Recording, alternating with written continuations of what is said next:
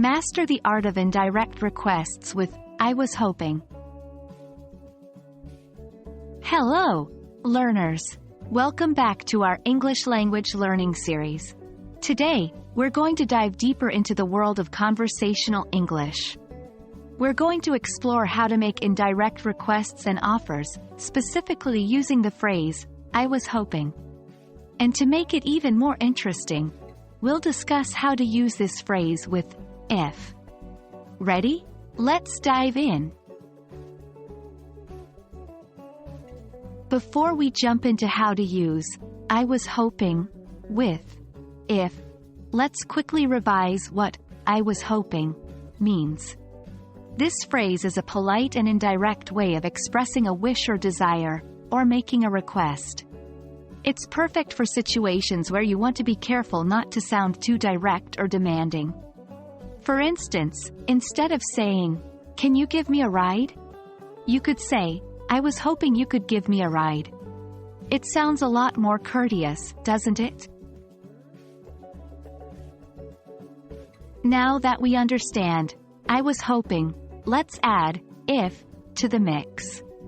When you use I was hoping with if, it adds an extra layer of politeness. It also adds some uncertainty to your request, making it seem less demanding. Here's an example. I was hoping if you could lend me that book. Notice how if adds a hint of uncertainty. It's like you're leaving the decision entirely up to the other person. This is especially useful in formal or sensitive situations, where directness might not be appreciated. The structure of a sentence with I was hoping and if typically follows this pattern.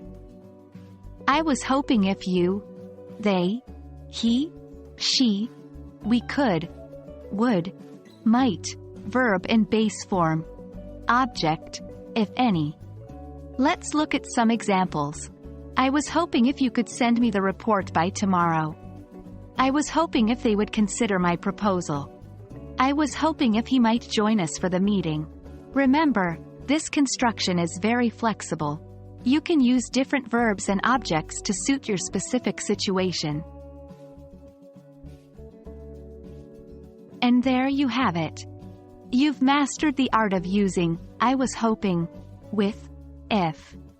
It's a valuable tool in your conversational English arsenal. It allows you to make requests and offers in a polite, respectful, and courteous manner. Remember, language is not just about grammar and vocabulary. It's also about understanding the context and using the right words to convey your intentions appropriately. Practice using I was hoping with if in your daily conversations. You'll soon notice how it adds a touch of sophistication and politeness to your speech. That's all for today's lesson. Thank you for joining us, and as always, keep practicing and keep learning. Happy learning, everyone!